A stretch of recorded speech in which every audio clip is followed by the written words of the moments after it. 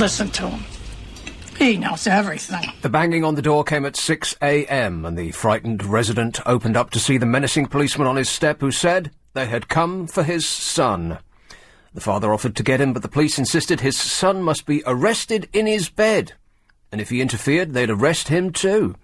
Witness the full majesty of the law in action. The son had been accused of assault, and South Yorkshire Police said that they are determined to bring offenders to justice using proportionate means. Well, proportionate is a very long word, and I can't be sure, but I doubt it means staging a dawn raid to arrest a 12-year-old boy in his bed after a minor scuffle after school which ended without injury. Unless proportionate means crazy or asinine. Perhaps it does.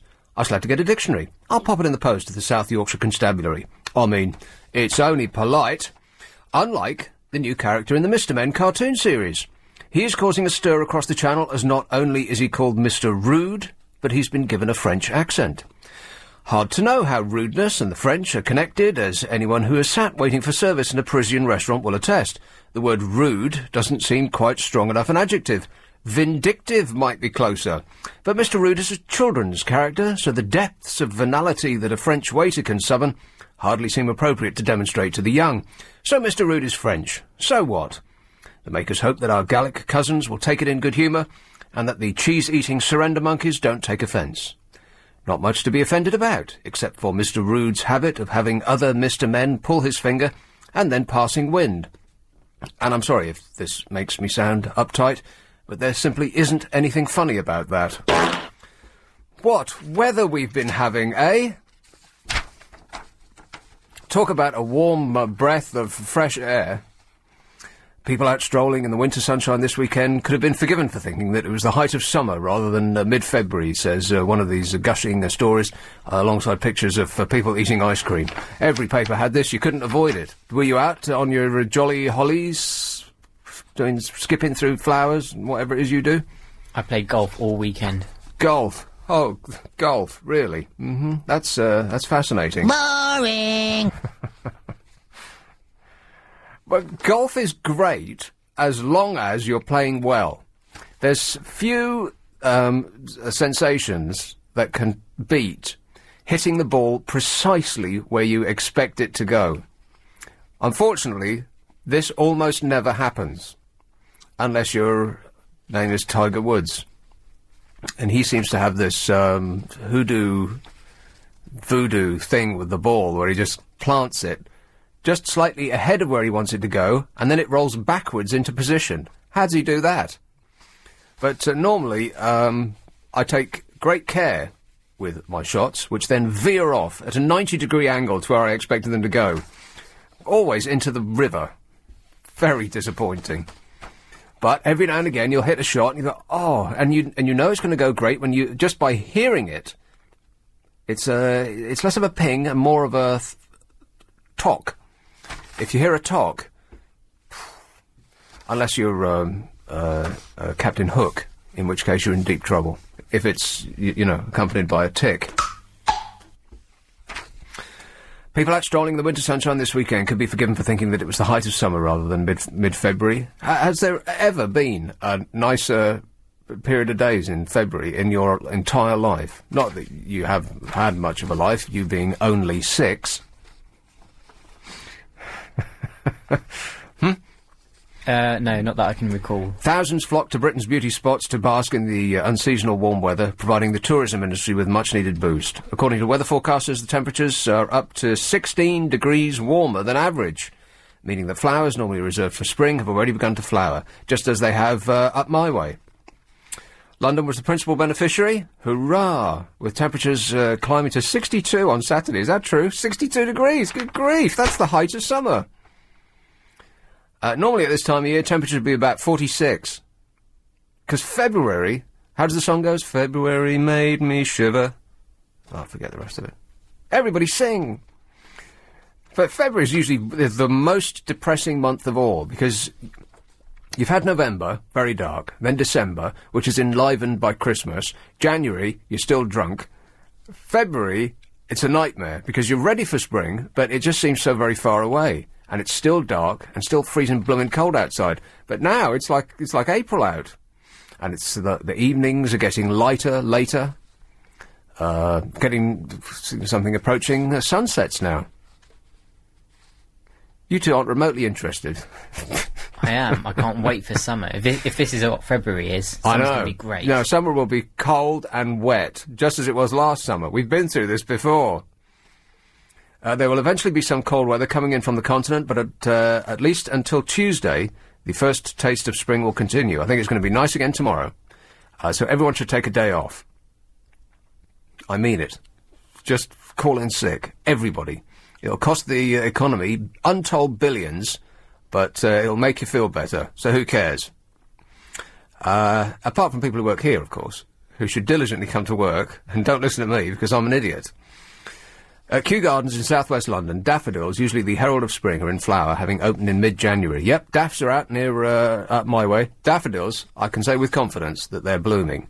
Other flowers that are blooming, I've got no idea what they are. Daffodils, I think, are the only flower that I can identify from a wall chart. If it's bursting out of the ground and it's yellow and looks like a trumpet, that's a daffodil. All other flowers, I've got no idea. They're just purdy. English hawthorn is expected to flower by the end of this month. Oh, isn't that marvellous? What's that then? More than 8 weeks earlier than usual all this is happening. Crocuses have also set a record. Oh, I bet I could recognise a crocus. What do they look like? Flowers.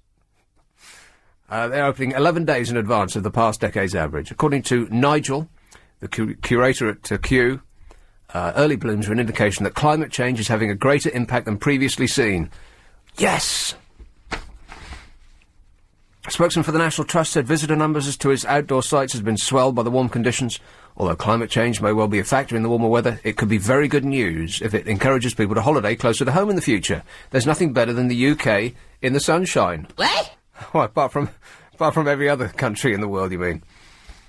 So, now that's interesting because they're saying that air travel is causing a global warming, which so far seems to be a totally positive thing to my eyes. I don't see the negative yet. Do you? I mean, spot the downside so far. There's pictures of a polar bear sitting on a tiny little ice floe, but they'll do that anyway. Polar bears are increasing in number; they're not decreasing. And I was carrying around an article to that effect for the longest time, but after a while I just get bored of them and I churn them over and staple something else to the page. But trust me, because I've got no idea what I'm talking about. I'm making most of this stuff up. Polar bears, their numbers are increasing, not decreasing. So there's little photographs of a polar bear clinging to a tiny little iceberg. It's all false. It's been set up so the Christmas cards look nice. It's set up by the Polar Bear Alliance. And it's all, it's lies. All lies. The warmer weather is also welcomed by ice cream sellers. Colin of Stroud said sales are up 65% on the same period last year. A lot of seasonal sites along the south coast that we supply to have opened up early, which has given us a big boost. A boost. What flavour do they come in? Boosts. It's chocolate, isn't it? A boost is... Oh, that's a chocolate bar, isn't it? Oh, well, within I think months... you get a boost ice cream well, as well. see, I have these ideas, and almost before I've finished speaking them, they're on the shelf. We weren't expecting to be so busy at this time of year, but it's a really pleasant surprise. Absolutely. Yes, it's a pleasant surprise for all of us. I don't see the negative yet. For us, in this tiny little damp and dreary country, it seems all good, apart from the possibility of mosquitoes and dengue fever or whatever they bring with them, malaria. But that seems unlikely, doesn't it? We get flowers earlier. We miss the nightmare that is the dullest month of the year, February.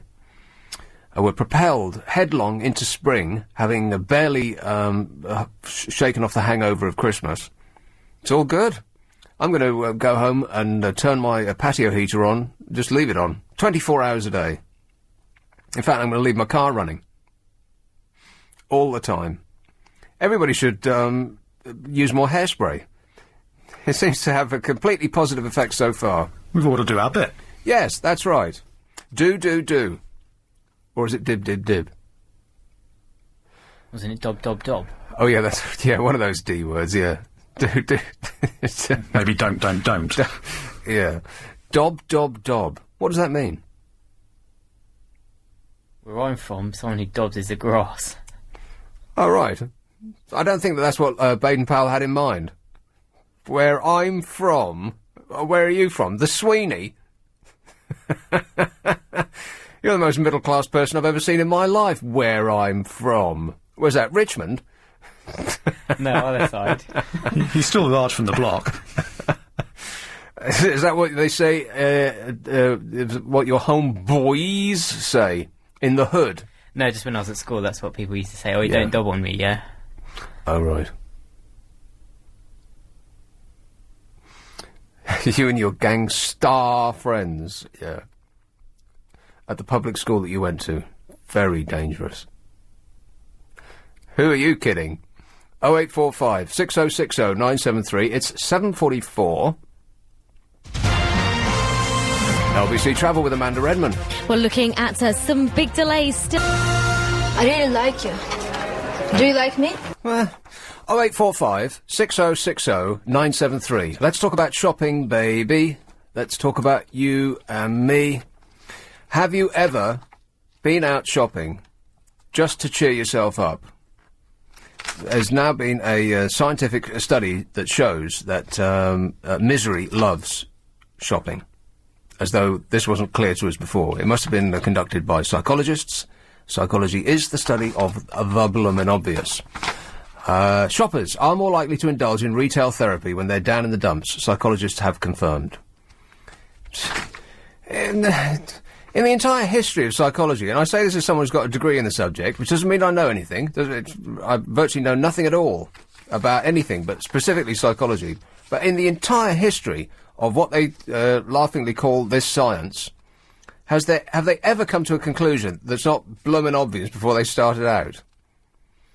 Shoppers are more likely to indulge in retail therapy when they're down in the dumps. Psychologists have confirmed, as though anybody was doubting it. Those who were feeling dejected were willing to spend almost 3 times as much on a product as those who said they were in a neutral mood.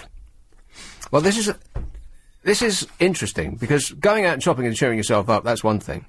But spending 3 times as much on the same thing, just because you're in a bad mood, well, that's, I think that's a new twist. These people might not be dopes after all. We'll reserve our judgment. Raj wants to judge straight away. Very judgmental. They're like that round where he comes from. In his manner. Researchers believe that this is because people who are in a sad mood feel that they are worthless and value products more. Is that true? Even a fleeting bout of misery seems to make people more willing to part with more of their money in an attempt to boost their self-esteem. So you don't have to be constantly depressed. It can be just, you could feel down for 5 minutes, and then you flash in the plastic like you've lost your mind. In the experiment, 33 participants viewed either a sad scene from a film or an emotionally neutral clip showing the Great Barrier Reef. They were then invited to pay any amount up to £5 for a bottle of water. Those who watched the sad scene offered almost 3 times as much more money as the others. Isn't that crazy? I got up and left the restaurant because they were going to charge me £5 for a bottle of water. This is a restaurant that I really like. I really like it.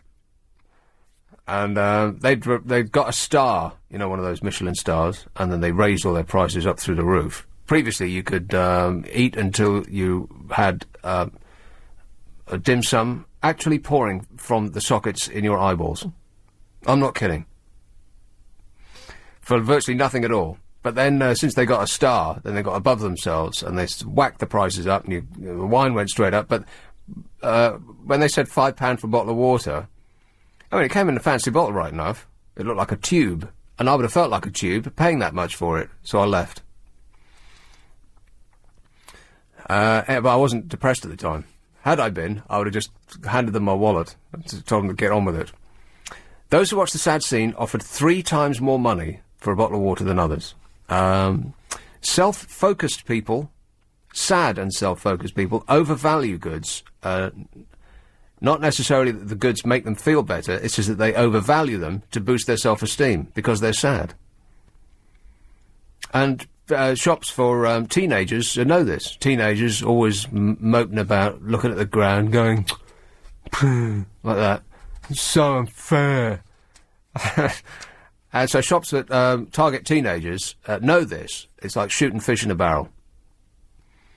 It's a path to immediate, instant riches, trying to, sell stuff to teenagers, because they're always trying to make themselves feel better, because, they're covered in plooks, as we used to say, where I grew up.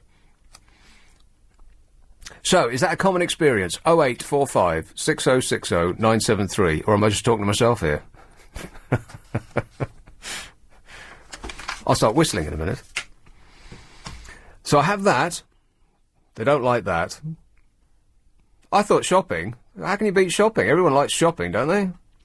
Somebody's bound to have a story about shopping, I thought. Or they'll tell me how they feel about shopping. So I'll whisker on for a while and just, fill in time. And then the board will rack up, and then hilarity will ensue. But no one in this audience has ever been shopping. They've got no idea what I'm talking about. Maybe they're all out shopping. Wait for the shops to shut. Or, there's a couple of stories about firefighters that I want to talk about today. One is, now this is a thing that's come up every now and again. And it staggers me every time it appears, this story. It's about attacks on fire crews. And when I read it, I just cannot get my head around this. I can sort of understand setting fire to a car in the car park of an estate because it's fun. I can almost get my head around throwing stones at cats and dogs, although that kind of repels me. But, I can understand why morons would think that's amusing. But attacking fire crews as they're trying to rescue people, that leaves me mystified. So there's that, and there's also this health and safety ludicrous thing about the fireman who is prevented from actually saving people's lives because for health and safety reasons. I know, the whole world's gone crazy. Also, a leading Tory is now, well, not now, but has restated his view that hard drugs should be legalised. Yes, that story again. It'll never go away. Ever. Not now. Not ever. Never. And you know why? That's right. Because people will never stop taking drugs. Or, well, unless they're completely eradicated and their existence is, or they don't exist anymore. In which case, the desire to take them will still exist. Life in Britain is so irredeemably fascinating... Boring! ...that people will always want to get off their little nips. It's true.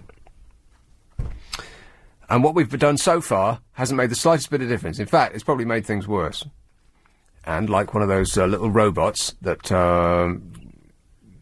sweeps the floor, well, one of those kids' robots that bounces into something, then turns around and goes out, it gets trapped in a corner because it goes from one wall to the next, and it can't revert. That's what the government's like on this issue. It's like, There's no room for movement.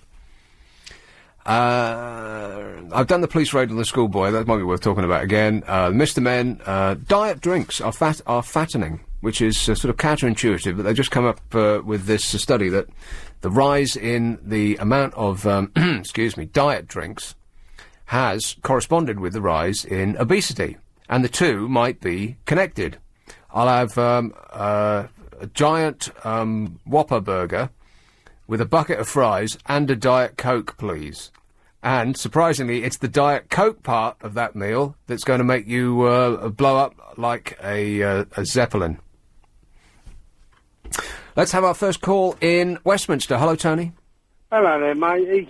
Yeah, I felt compelled to call you on a couple of issues.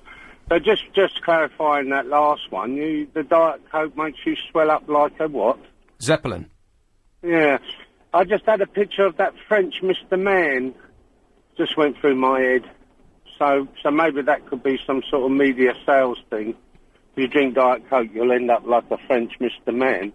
Anyway, the reason that I'm calling you is with great concern about this eminent group of scientists based at some university somewhere who had nothing else to do but to come up with the theory that if you're upset, you spend money.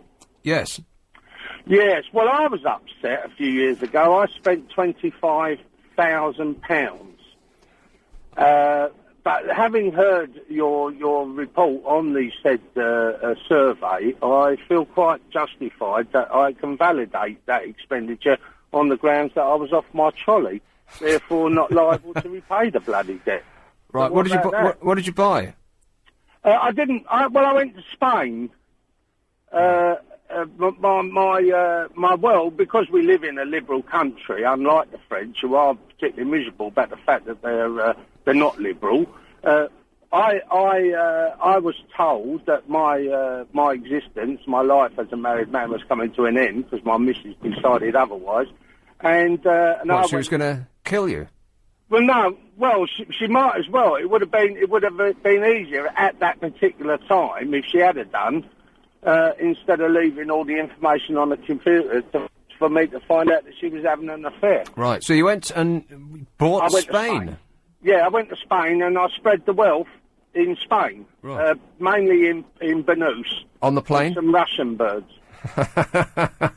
But there's a little tale there, called blimey. They won't be doing that again in a hurry. But the thing of it is, I can fully understand the despair bit, and I can fully understand that access to cash really is the only way that a lost soul who feels worthless would go on a bit of a spending spree, based on the fact that it didn't feel at that particular time that there was any reason not to. Right. You know? Because it is, unlike you, well balanced. When he don't know me at all, do he? Here, I've got to go. But thanks for that story of countries meeting countries. This is LBC. Steak or food?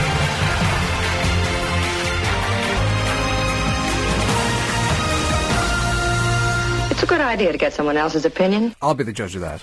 Here's the story about firefighters. Attacks on fire crews dealing with blazes have become a recreational activity in parts of Britain. Firefighters leaders, this is what they're claiming. As the Fire Brigades Union, the FBU, published a report challenging government figures which show that the number of attacks is falling, officials called for more protection for crews, who they say regularly face being ambushed, shot at, stabbed and abused. Firemen. Some people have set booby traps for firefighters, who have also been attacked with knives, petrol bombs and lengths of wood. The FBU General Secretary, Matt, said it was almost beyond belief that firemen and women could be attacked so viciously while fighting fires and trying to save lives. Oh, people who save lives? Oh, we don't want your sort around here. In some areas, attacking fire crews has become a recreational activity, he said, with very serious consequences. Research for the report showed that there was a series of attacks across England last October. In Cheshire, a hoaxer lured firefighters to a supposed car fire before attacking them with bricks. On Merseyside, a petrol bomb was thrown at a fire appliance as firefighters tackled a rubbish blaze. In Cleveland, a gas cylinder exploded after being planted inside a wheelie bin and set ablaze. The union estimates that there were 40 attacks on firemen and women every week, and said that the number of incidents recorded by the fire authorities in England and Wales was 4 times higher than the total detailed in official government statistics. That is official government statistics. Does anybody believe a word that they say anymore? I mean, they've really shot themselves in the foot, the government has, because every time they bring out a statistic on anything about whether the jobless figures are, or you name it, does anybody actually believe it anymore? I mean, whenever I hear any member of the government say, this is down by whatever percent, or here's the figure for this unpleasant statistic, in the back of my mind, I'm always thinking, oh, yeah, right, how did you come to that? I never accept it on face value anymore. I wonder if anybody does. Hands up who accepts government figures on face value anymore. Now, hands up who doesn't. Oh, overwhelming. So they're estimating 40 attacks a week. The government is saying it's 4 times less than that. According to the FBU, attacks increased by 15% last year, while official government figures recorded a fall of 68%. So the people who are actually on the front line, having bricks thrown at them, say their attacks on them went up by 15%. The government, in the comfort of their own air-conditioned offices, said, oh, no, that's not true. It's gone down by 68%. One of them's a big fat liar. Well, there's no other way of putting it, is there? Either they're confused or they're lying. I mean, those figures aren't remotely alike. Up by 15%, down by 68%. I mean, down by 68%, that's virtually wiping the problem out, right? In some parts of the country, attacks are so frequent that they're no longer reported. And this is something that came up a few years ago, and until it was reported, I couldn't have conceived of such a thing happening. I sort of get people throwing bricks at the troops, wherever they may be. I sort of get people attacking policemen, because they represent, not as individuals, but just because the uniform represents the forces of oppression, you know, if you're of that frame of mind. But attacking firemen as they're trying to save people, please explain that to me. And that's a direct question to you, Raj. And when I hear things like this, I think, OK, now this might sound as though I've gone slightly too far. But I don't think so. Because I saw a photograph of somebody hurling a brick. They had the pictures that accompanied this report on the news, and they had a picture of some oik throwing bricks at the firemen.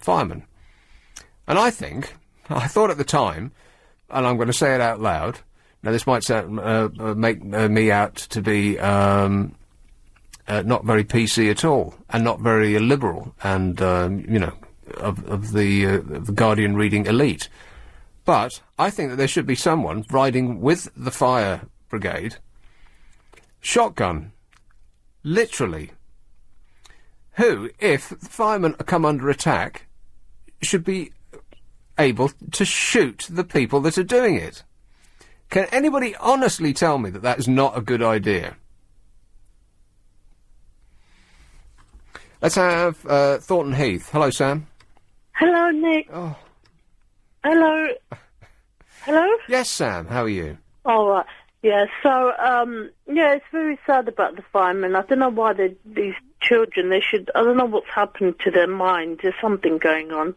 I blame computers, really. I mean, they watch so much violence and rubbish computer games. No, that ain't it. Yeah, no, it ain't. Ideas, that's not it. No. They become computers. It's the parents. Stupid parents breed stupid children. Yeah. That's true. Still. That might not sound very liberal and left-wing either. Parents back, but, you know, that their parents don't know about. You want to talk about shopping. Yeah. You know, I usually shop in Croydon. I thought I'd be a bit more adventurous on Saturday. Yeah. And I went to London with my sister. Right. I thought Croydon was in London. Well, outskirts. Whereabouts in London did you go then, Sam? Portobello Market. Ugh. For the first time. What do you want to go there for? Because I just wanted to see it, see what it's like. Horrible? No. Oh, I must be thinking of somewhere else. No, it was all right. Lots of tourists. It was a nice sunny day, and I bought a pair of big sunglasses, and I thought... I bet you'd look great in a pair of big sunglasses, Sam. Yeah, I did, and I put my the bigger the better, eh? on, and it was nice going round and seeing the stalls, and there was a lot of antique stuff. I didn't buy any antique stuff. I bought a little bell. A bell? Yeah. Why? I don't know, it looked It just nice. spoke to you? A little brass bell, and it was a nice decorations on it, like there's a little line and there's a little bird on it and flowers and plants. It sounds a delight. Do you want to listen? Have I got a choice? Sounds nice, doesn't it? Yeah, it sounds like you're calling for sandwiches. And Yeah, I mean, I do buy myself little things to cheer myself up, but now my sister comes in my room and says, you look like you've got a little gift shop of your own in there.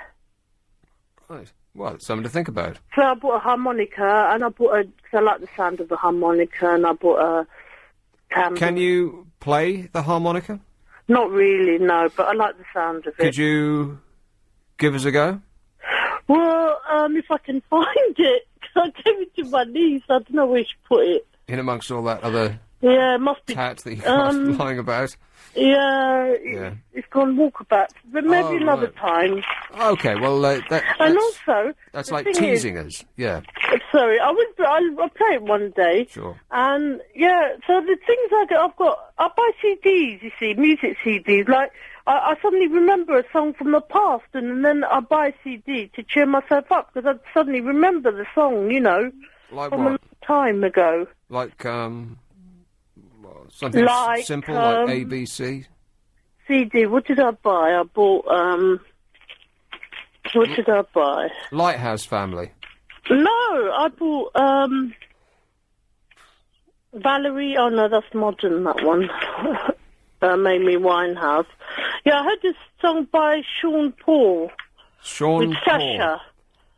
It sounds like a hippie hop thing. Yeah, it was nice with Sasha. And then there was another CD, and then there was Simon and Garfunkel.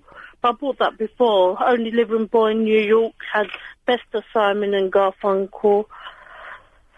And suddenly hear a song and I want to buy it. Right. Well, you can tell a lot about somebody by their CD collection. You've got hip hop. You've got. I haven't got a song in the shop. They play it in the you've shop. You've got Simon and Garfunkel. You sound confused. And I bought. Thing is, I like 60s music. I like 60s rock, 60s folk, 60s jazz, and 60s reggae. Anything else? A lot of 60s music, and I like early 70s music. Rock, jazz, and then soul. Well, no, early 70s music, and then mid and late. I'm not too keen on. I like some of the 80s. So 1974. That's where you draw the line. Well, there might have been a few good songs after that. Yeah. I like the 80s when R.E.M's early music, early stuff. So you like the 60s, you like the 70s up to 1974, but then there's this big gap in the middle. Yeah. And then you pick it back up in the 80s. Well, you're making a lot of sense, Sam. And then there are some songs in the 80s. I like some of the 90s music, like Stone Roses and the Charlatans. And then I like I do like songs of all the decades, but I mainly like songs of the 60s. Right, and the 70s, and some of the 80s. 70s, and not so much the 80s. 90s. They were a bit too... Well, that's about as much information as I can... The Cure and... stand at the moment. The Velvet Underground. There's just no stopping you. So, but that was... Lily Allen's not bad. Amy Winehouse isn't bad. Mm-hmm. And anything else? Yeah. And what other CDs? Oh, and I buy books sometimes. Oh, well, you know what, Sam? Give us a list of the books that you've bought recently and the decades in which they were written, but don't do it now. All right. Do it later. Okay. All right. Well, call me back at 10. I won't be here then. It's 8:15. LBC Travel with Karen Mercer.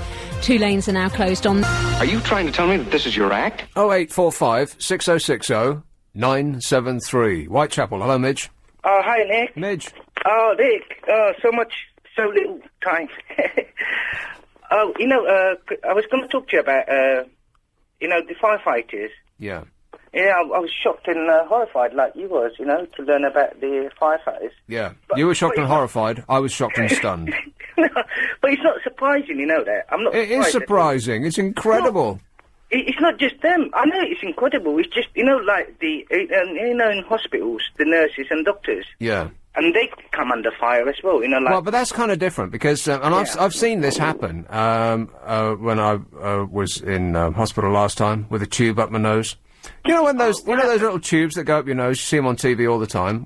Previous to having one up my nose, I thought that they went up your nose and down your throat, but they don't. They're just tiny little things that barely go up your nostrils. They just pump air up you. Oh, what for? So you can breathe more easily. Tunes. I thought that was tunes. Yeah. Yeah, but I mean, it's terrible. No, but you just mentioned the people in the accident and emergency, they get attacked a lot. That's right, because people who go to accident and emergency are usually drunk. Yeah. And so they're not in the right frame of mind, and that's just a spur of the moment thing. No, they find themselves, in a strange place, and they don't like waiting, and they've been sat in a hard plastic chair for the last 6 hours, and they're just getting upset. But this is different. This is people going out with the intention of attacking a fire crew. What the hell is that about? Yeah. So do you not think, our beloved mayor, instead of building all this, because in the 21st century, who needs cycle? It's a 19th century thing. So instead of building all these cycle lanes and stuff like that, he should really. I mean, no wonder the guy. What's his name? The Bishop of Canterbury. Yeah. He's asking for Sharia law because I mean. How did you shoehorn that into this? We're talking about firefighters. No, but what I'm saying is, it's like, there's no discipline. I mean, it's like, building bikes, and it's all right very well, unless they have number plates on bikes, but we should really tackle these youths, because we should be building them bigger playgrounds to play in, and, boxing rings and stuff like that, maybe. Well, maybe. Get some aggression there. Yeah, well... I don't know. All of this guff about, I'm bored, so by definition I must go out and stab someone. Now, what a lot of old BS that is. Are you kidding? Oh, Nick, but another thing, okay, forget that. Yeah. But the thing you was You're bouncing around like a ping-pong ball. Go ahead. Blu-ray and HD, like a DVD. We've had firefighters, we've had Sharia law, and... I'm trying to fit in my fingers. Well, yeah, you are. And cycle lanes, and now Blu-ray and DVDs. You was right, Nick. Why? What did I say? Because you said Blu-ray or whoever it is that's going to win the battle. Yeah. It's going to depend on, that industry. Can I say it? SEX? Sex industry, yeah. Yeah. Well, apparently they've adopted the Blu-ray thing. I just read it in a magazine the other day. Well, the sex industry has gone for Blu-ray rather than HD DVD. So I think, Well, they didn't want anything with the letters VD in it, I suppose. They wanted to dissociate themselves from that. Yeah, maybe. So anyway, talking about the weather, you hitting the summer? You hitting the beach? Yeah, I'll be doing that straight away, yeah. As soon as I get my cosy on, yeah. Thanks a lot, Midge. I gotta go before you come up with another 10 subjects. Yeah, I'm quite pleased that Blu-ray seems to have won the war. Well, that's the way it's being printed in the press, anyway. That of course it's not over until the last machine is in the shops. But the battle between the Blu-ray and HD DVD has apparently been won by Blu-ray. They seem more likely to emerge the winner. And I'm pleased about that for the simple reason that Blu-ray is nicer to say than HD DVD, which is one of the most clumsy things that have ever tripped off my tongue. It's awful. Blu-ray. I mean, you almost feel as though there should be a choir of angels accompanying that word. It's just so... It sounds lovely. Futuristic. Like that. Blu-ray. HD DVD. It sounds like somebody building a wall. It's horrible.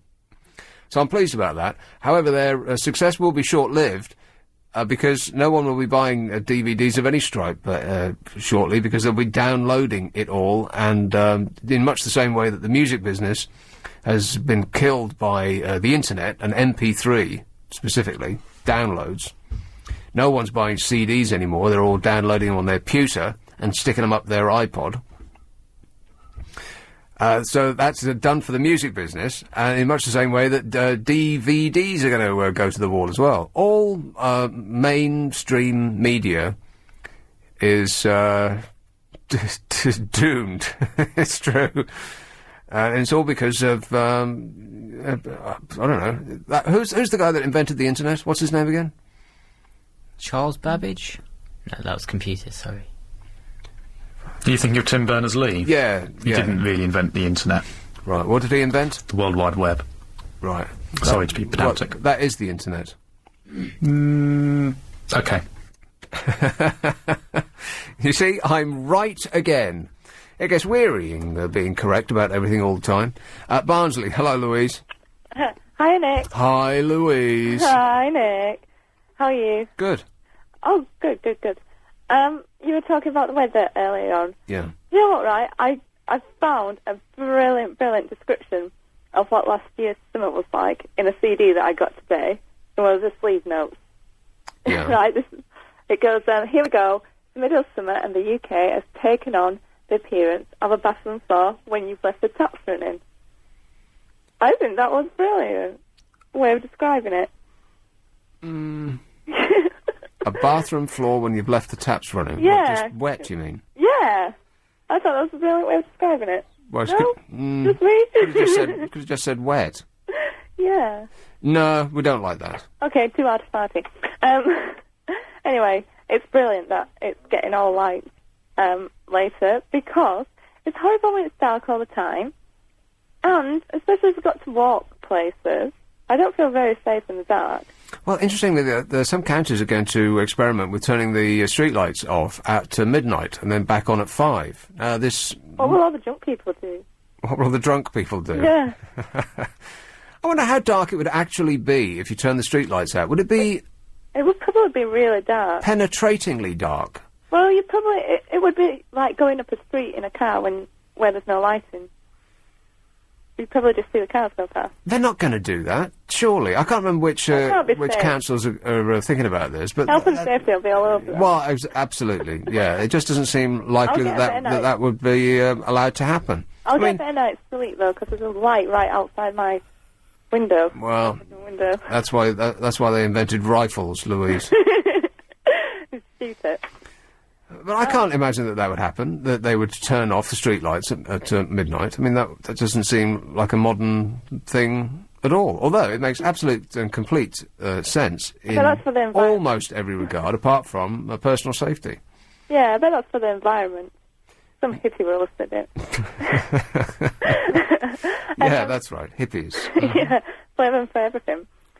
And you were talking about shopping as well when you're sad. Yeah. I don't think it's so much that you have to overvalue things. I think it's that you see something that you like, and if you get something that you like, it's going to make you feel better. It's going to make you feel happy if you've got a T-shirt on that looks good on you. Well, actually, I'm veering towards their finding that, or this wasn't their finding, this was their interpretation of what they found, which was that... Hang on a minute, let's see where it is... Oh, I've lost it already. How is that even possible? Oh, yeah, misery and retail therapy. They said that researchers believe that people go out and shop when they're miserable because they're in a sad mood. They feel that they're worthless, and so they value products more. Because it's not just that they go out and shop, it's that they spend more on the things that they're buying.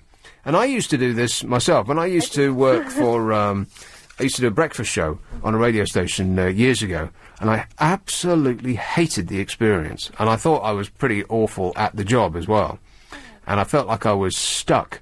And I'd leave the building the second the show was over. While the news was on, I'd be running out the front door to go and spend all of the money that I was earning on usually clothes that I would never wear. But that I sort of understand the feeling that I felt depressed, worthless, and so I wanted to buy something, usually expensive, that would make me feel more worthy. It's not quite the word I was going for, but as though I would be worth more owning this than just leaving empty-handed with my misery for company. Yeah, well, from my experience, it's usually that I see something really nice and I want to get it at that moment. So, like, I can think, oh yeah, I'll go down to the shop and it'll be like £10 cheaper, but that's really nice and it'll look really good on me. Well, maybe they have got something, because then you can say, well, I spent an extra tenner on it. You should try, I'm just thinking, a tent. I think you'd look good in a tent, Louise. Why? Oh, yeah, I didn't buy it because it looks good on me. I would as well, you know. Sometimes, when I get depressed, I probably would. I find that I buy food more, though, than clothes and anything else. Food? But food's a necessity. Yeah, but it's nice sometimes. Oh, you mean not food, you mean snacks, cake, and so on, right. Yeah. So Well, as long as you follow it up with a sugary drink, not a diet drink, you'll be all right. and Okay. lots of CDs. Music always makes me feel better. All right. Well, thanks for a little snapshot into your... Miserable is this? Yeah. Well, I wasn't going to say it, but yes, okay. You did it for me. Cheers, Louise. Thanks, Nick. 0845 6060 973. Yeah, and I did that for a year. I must have spent 50 grand on stuff I don't use. What an idiot. This is LBC 97.3. This. If you want to take Wallington and Eltham, I've got Bromley and Hayes, and you too, if you like. You can join in on anything we've been talking about so far, much of which I've forgotten. But no doubt you've been at home taking notes. This is LBC 97.3. It's 9:30. Talk to me. Bromley. Hello, Michael. Hello. Michael. Hi, Nick. Yes, Michael. Hi, I wanted to raise a point. You were saying about the fire brigade should be carrying shotguns around. No, the fire brigade should, do their firing bit, but they should have a marksman travelling with them who should shoot anybody that chucks anything at them. It just struck me as a bit of a coincidence that the fire brigade also carry high-pressure water cannons with them. Wouldn't that have much more of an effect dispersing groups of youth? Well, yes, except that they're not allowed to. Plus, they're pointing them at something that's on fire, But if they did do that, then no doubt the youths who are trying to kill them. I mean, there's no other way of putting it. If you throw a brick at someone, that seems like attempted murder to me.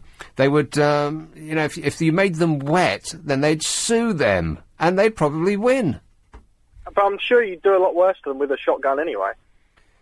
Well, I think there should be the blooming law in this country. If there is this problem, and it seems that there is, they've got 40 attacks a week. That is incredible. That is. I mean, can anybody honestly say that they would object to a marksman travelling with the fire people who would shoot anybody that's attacking them? I don't see the problem though.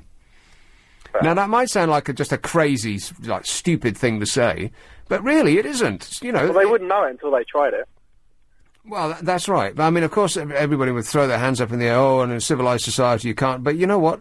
This isn't... If you step outside the bounds of acceptable behaviour to that extent, then you don't deserve to have the protection of the law anymore. You just don't. I quite agree. Another quick point. Yeah. You mentioned earlier that stupid people breed stupid children. Yes, and lots of them too, yeah. There's a film called Idiocracy. Have you seen that? But people keep saying this is it a good film? It's not in the sense of an Academy Award-winning film, but in terms of stupid people breed stupid children, if you ever want to see the conclusion of that over 500 years, that film will definitely give you your answer. Right, okay. Is it worth watching? It's worth watching once. Right, all right. And seeing that if we carry on the way we are because of no natural predators, then yeah, this is definitely an opportunity, a possibility that may actually happen. Right. Interesting. Okay, thanks a lot, Michael. Okay, bye. Now, this was a theory that I talked about last week. I had no idea. I mean, this Idiocracy film, it's been coming up on the satellite service, but it didn't look... I didn't recognise it, and if there are films that come up... excuse me, on satellite that you don't, excuse me, that you don't recognise, you think, oh, well, there must be a reason I don't remember this coming around at the cinema. It's probably gone straight to satellite. I'll skip it. But, and somebody else, some Tory politician was talking about preventing the society from becoming, Jeremy Kyle youths, trying to get people off benefits and... Stella must be really upset, by the way, that their beer, which is in quotes, reassuringly expensive, and they spent all this money trying to make it appear as to be a premium brand, is become a byword for people sitting at home and watching Trisha with a can in their hand. It's Stella. It probably isn't, but it's no amount of advertising can stop associations like that in people's minds. It must be mortifying for them. What was I saying? Oh, yeah. I think this is what I said last week, and then people started saying Idiocracy, you've got to go and see this movie. In the entire history of the planet, species have become ever more fit for their environment. You know, Darwinian law. For the first time, we're actually going in reverse. Because all of the people who are having most of the babies, you know, lawyers and doctors aren't sitting at home having 10 children.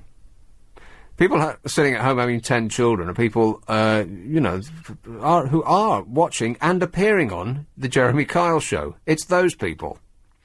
And so eventually, over a period of time, because there are no, we don't have any natural predators, these people will, you know, stupid people will become the majority. As a species, dear me, we're actually going into reverse. It's as though we've peaked.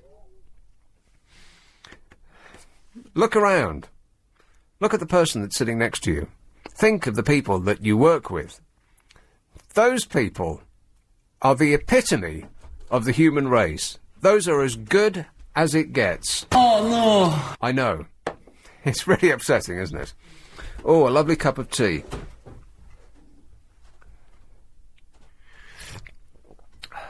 Revolting. Here is Hayes. Hello, Chris. Hi, good evening. Chris. How are you? I'm good, thanks. Good, thank you. Yeah, I've just got one point on about the fire brigade situation, yeah? Oh, yeah.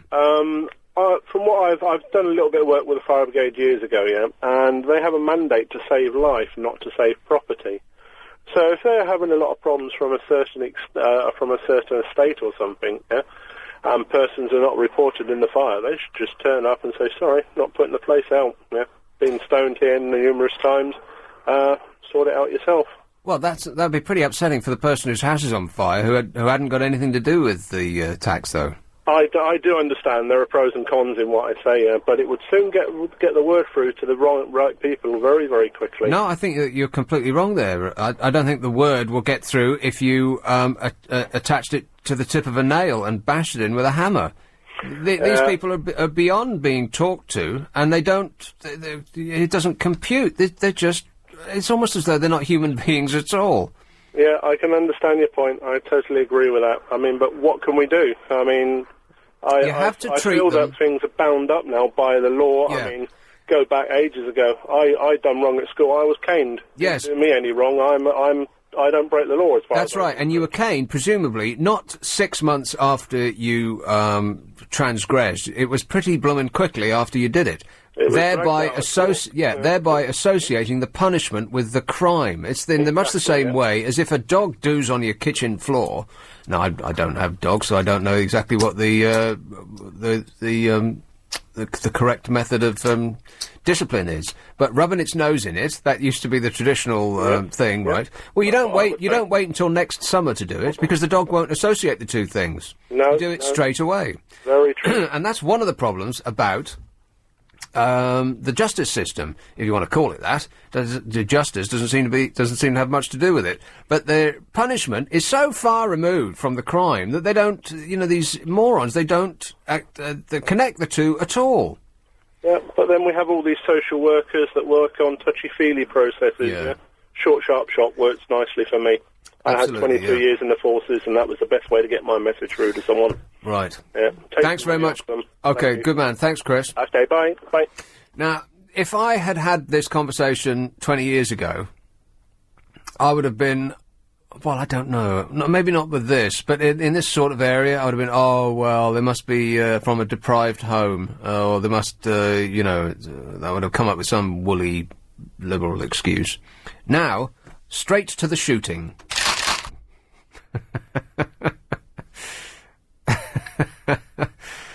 I'm serious about that, though. I mean, can you honestly tell me why you shouldn't shoot someone who's throwing bricks at firemen who are trying to save lives?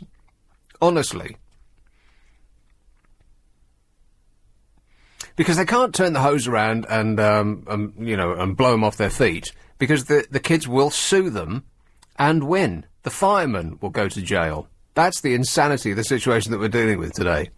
The whole world's gone crazy. Actually, the whole world hasn't gone crazy. It's just us. And I think it's because we've been run by lawyers for such a very long time. They don't seem to be doing us any good. They seem to be screwing it all up. Here is Surbiton. Hello, Oscar. Oh, hi, Nick. Oscar. Hello there.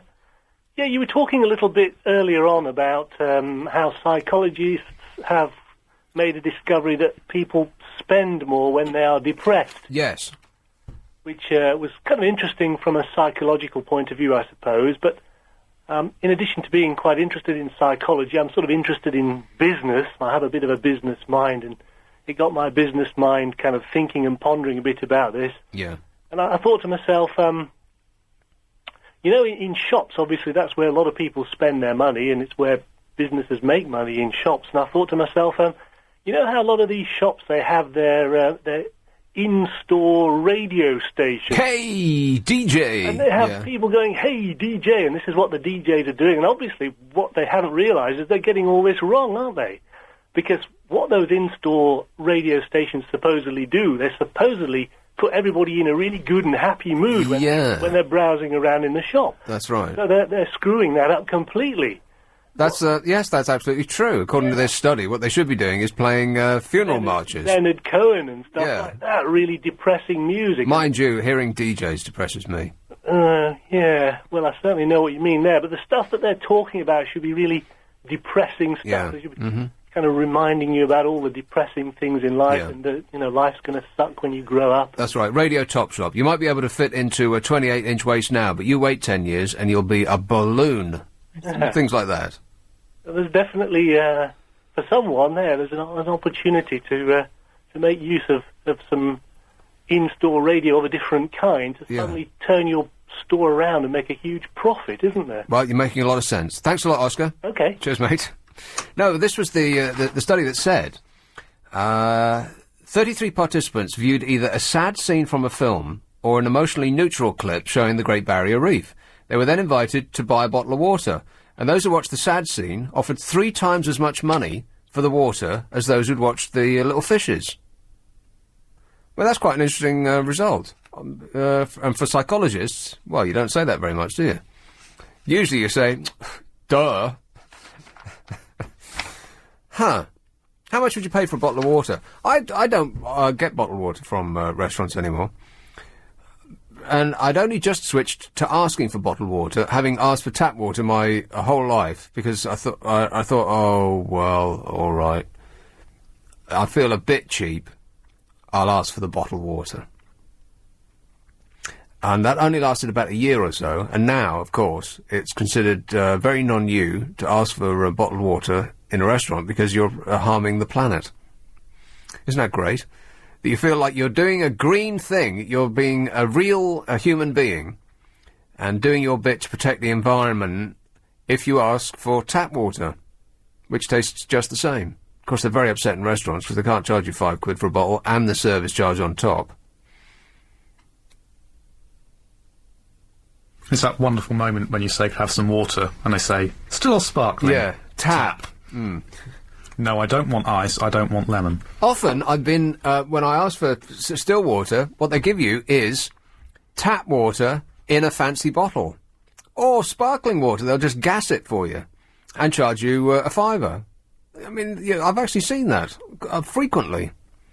It just comes in a bottle, the brand of which you don't recognise, but it looks fancy enough, and then you read all the way down to the small print at the bottom, which says it's water that has been filtered, which means they just poured it out the tap.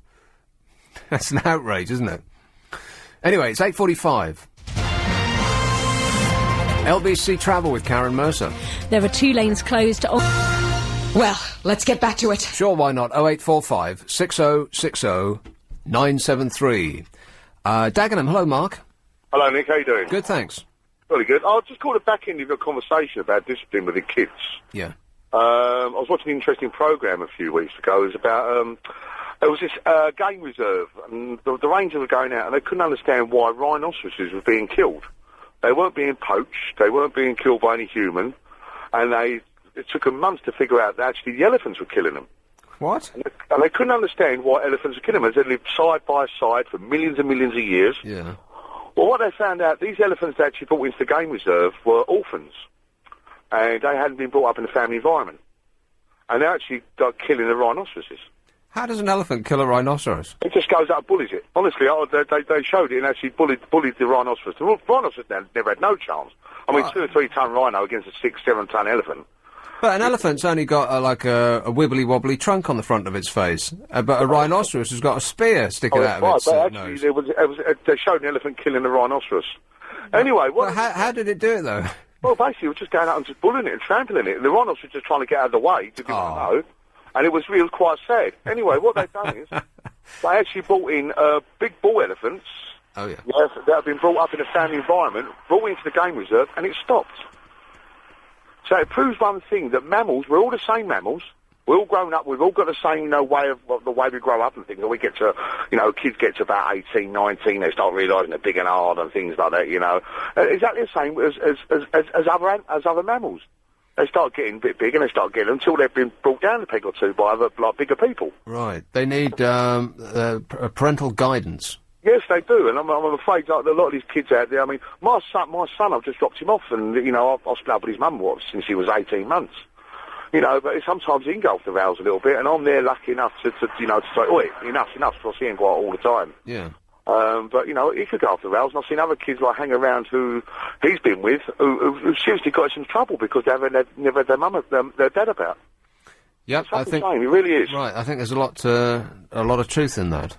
Huh. Yeah, there we go. All right, thanks very much, Mark. Cheers, fella. Bye-bye. Cheers, mate. Ta-ra. Huh. How would an elephant kill a rhinoceros? They would strangle it with its giant proboscis.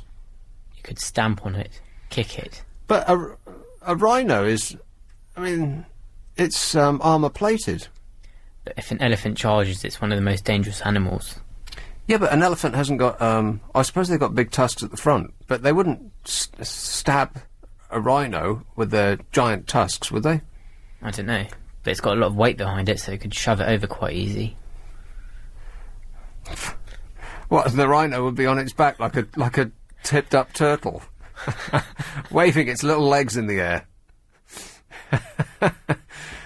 I'd be keen to see that. Why hasn't David Attenborough shown us that? I want to see an elephant killing a rhinoceros.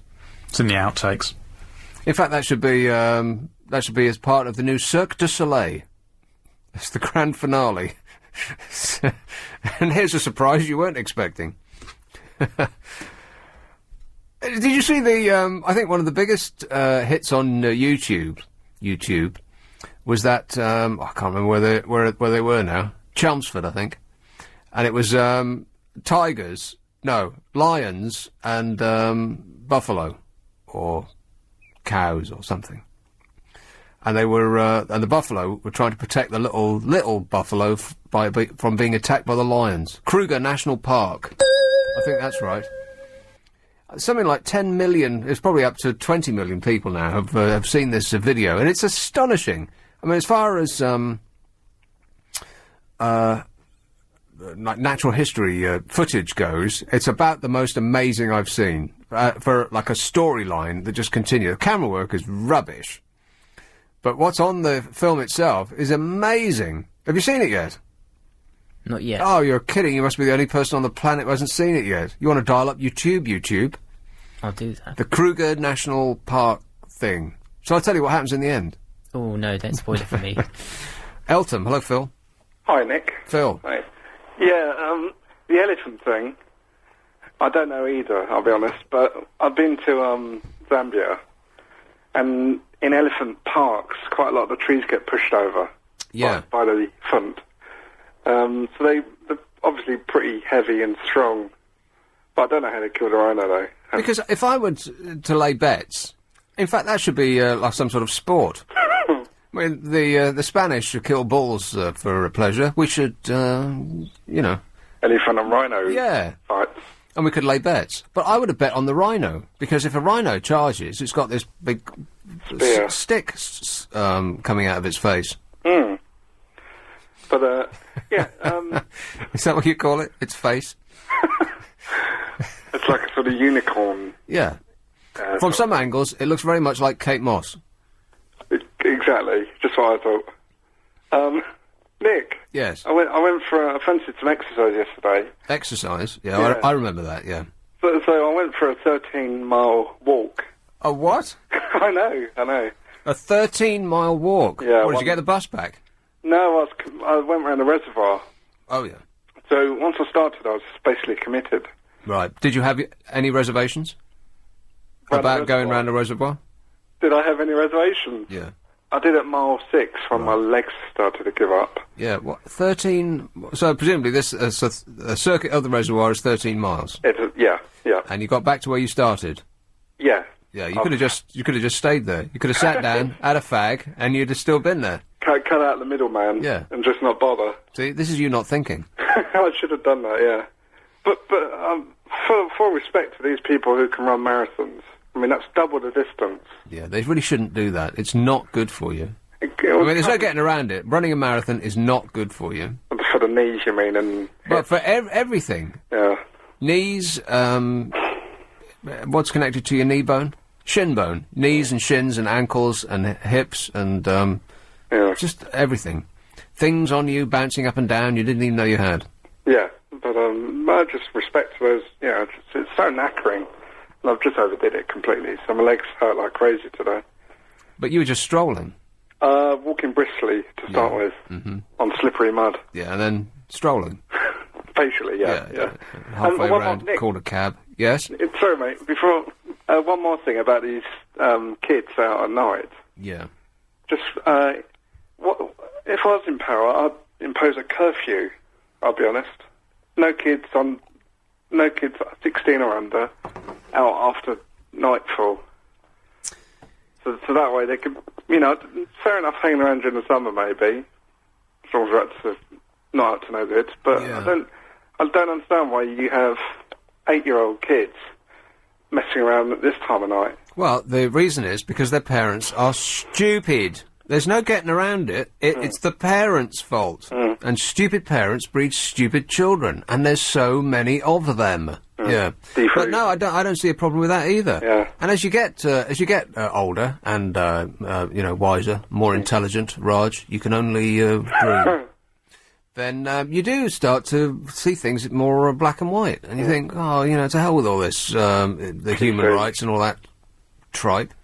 Just let's start the killing. Yeah, and you're right with that. Have I gone too far? No, not. Oh, right. But the thing with them fire hose. Sorry, Nick, I won't go on for too long. Yeah. But you're quite right. The firemen could soak them, and then they get sued. Well, yeah, absolutely. For because assault. Yes, quite right.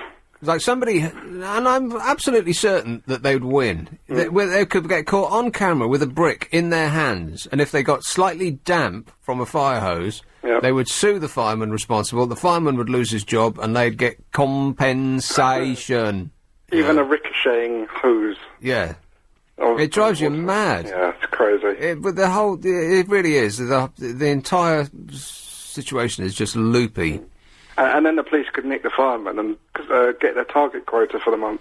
I'm completely certain that would be the object of the police's investigation. The firemen. Yeah. Easy pick. But that's it really, Nick. So. All right. Thanks, Phil. Cheers, mate. Thanks. Something else that I was hearing on LBC earlier on was that they're going to outlaw slapping of all kinds on children, and I thought that they'd done that already. Hasn't that gone through? Wasn't that one of Tony's things? You must not slap children under any circumstances, or it'll be the cells for you. This is about parents, right? So none of that, if the child has a screaming fit in Sainsbury's and throws itself to the floor because you aren't buying it some sugar choco bombs, whatever the hell it's bleating about, and starts squeaming and squeaming and squeaming till it's thick, there's no slapping its little legs there, shut it up, because they'll haul you off to jail. That's how insane it's got. And a caller said, this was on the Drive Time show, that you could chart the, because people are sort of, they've got their hands in the air and they're wondering why. Why have we got to this position? Why has it got completely out of control? If it actually has. And you'd have to say that it has gone hand in hand. It happened around about the same time as they stopped corporal punishment in school. Thank you, sir. May I have another? That doesn't exist anymore. And there's a good argument to skip corporal punishment and bring back capital punishment in school. For a first offence. Sure, why not? Let's do it. This is LBC 97.3. Your apartment. So what are we doing? Carol, I'm doing the rota. Clive Buller's in at 10 o'clock, followed by Big Bill Buckley, who's Big Bill Brunsey's brother, at 1 till 5, when Steve Allen in, bright and early. Nick Ferrari on 7 o'clock tomorrow morning, followed by James O'Brien. Jenny Barnett is in at 1 o'clock. Drive time with James and Petrie. Then LBC 97.3 nightly news at 7, and then at 7:30, it all goes to pot. Never mind. Can't have everything, eh? Wallington, hello, Joan. Hello, Nick. Joan. Just some thoughts on what you were saying about drugs. I haven't said anything yet. Yes, you did, way at the beginning. Oh, yeah. You've got a short memory, I know you have. You were saying that, yes, people have always wanted drugs and they're always going to take drugs. That is not so. It is. All right.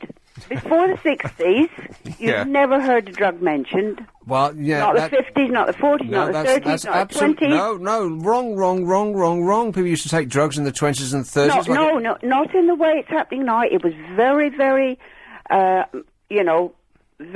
very few people, very small percentage of people ever got near drugs. Well, that's only because it was too expensive and everybody else was busy working down pit. There was not the feeling that it was part of society. It was something you did really in a corner somewhere, under the carpet. Well, that's not true. That's not true either. It is. It is true. A drink and fags are drugs too. Yeah, okay. But I'm talking about the other ones, and you know that. No, the other thing is, if you take young people... Hang on a minute. The reason that I mentioned it is because... Here's the story about this. And I'll read this, then you can tell me where I've gone wrong. All right. One of David Cameron... And before you go, I want to talk to you about the Diana thing. Oh, good. I'm going up Wednesday. You're our court correspondent. Yeah, but I haven't been up because so much things... It's about to get very exciting. But I'm going up Wednesday. I think I would get there early because they've got some star witnesses. Yeah, I know. There's a chappie that's going to be on all day. Yeah, but hang on a minute. Let's get to this first. One of David Cameron's shadow cabinet members reignited the row over hard drugs today after floating the idea that they should be legalised. Shadow Business Secretary Alan Duncan said banning drugs had failed to prevent their use. Now, no one, not even you, Joan, could argue that that's the myth. That is a myth. What is? That, banning drugs has made no difference and it's made it worse and all that. There is a great idea that nobody's making money out of this. The people that are making money out of it are the people that are pushing drugs, and they are actually the cigarette companies as much as anybody, who are actually, ages ago, when they knew cigarettes were going to be banned eventually, they started setting themselves up ready to get drugs on the market in the high street, because was their money gone. So, nobody does all this stuff without money behind it. No, of course. Nobody suggested otherwise. Yeah, well, yes, but it's not. Nowadays, it's government behind it. It's not the government trying to stop it.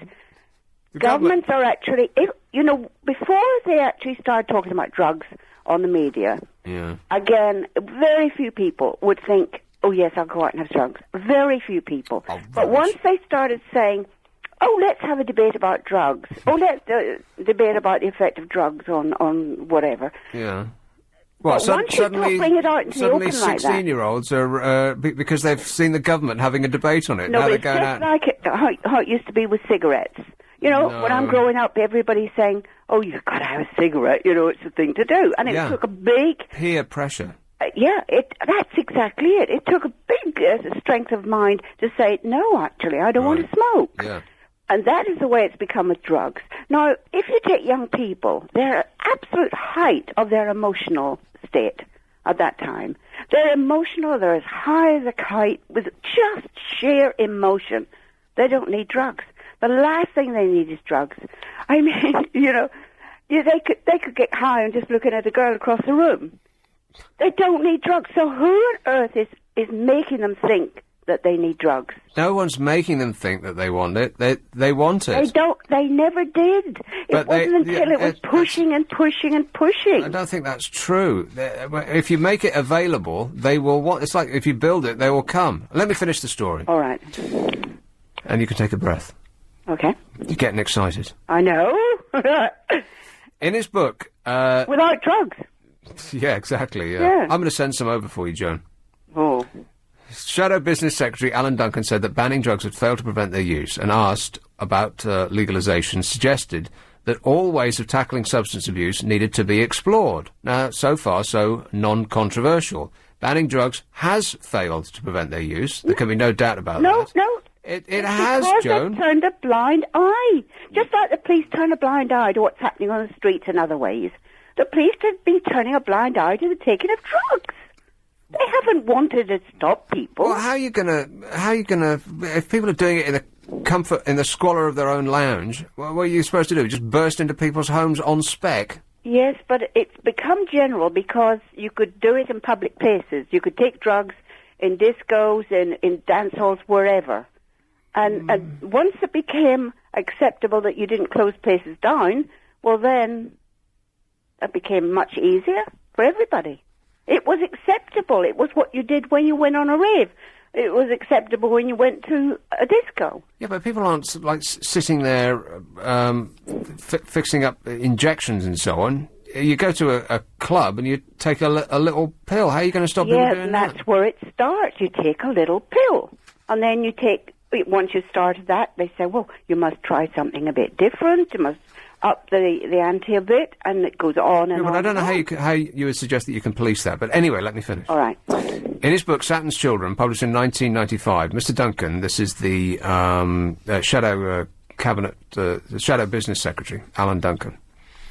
He advocated legalising the distribution and consumption of all dangerous drugs, or at the very least decriminalising their consumption. 3 years later, he removed this chapter when the paperback version of the book was published, apparently because it would have embarrassed the Tory party leadership, because they say the same thing that the Labour do, and back down in history, everybody has to say the same thing, because it seems that if you don't keep saying the same thing, which fails, then the Daily Mail or you start shouting at them. However, when asked by The Independent whether he still supports the legalisation of all hard drugs, Mr. Duncan said, "The trouble is that anyone, anywhere, can easily get hold of drugs if they want to. I am permanently dismayed that by banning drugs we haven't actually stopped them. So we keep looking at every way we can to reduce successfully and, I hope, eliminate drug use." Which they're not going to do by doing what they're doing at the moment. It's one thing to be putting out these little weasel words, oh, we are banning the use of drugs, and then not actually doing anything about it. Within hours, Mr. Duncan, a millionaire former oil trader, put out a statement through Conservative headquarters which said, "We will not reduce the negative impact drugs have on our society by legalising them," which is the almost complete opposite of what he said before, but he has to toe the party line, and every party speaks the same lie, basically. It isn't something so. It is. Something that we've been doing for the last 40 years hasn't worked. So let's just keep doing the same thing over and over. It's all insane. All they've been doing is talking about it. Look, you know what it's like? They said, oh, it's banned if you to use a mobile while you're driving. Yeah. And people weren't taking any notice because all they were saying is it's banned. Yeah, people still don't take any notice. No, they see it all the time. No, well, yeah, but now they're actually stopping people, they're fining people, and people are getting a little bit worried. Joan, people get stopped and fined and put in a prison for taking drugs. No end of them. Not enough. Well, it's got to, I mean, you know, there's got to be an absolute Seriously, bill. Joan, what difference would it make if you... I mean, look at America. America has 3 strikes and you're out. You steal a pizza, you smoke a joint, and you nick a bar of chocolate, and you spend the rest of your life in jail. It hasn't actually stopped anybody taking drugs over there.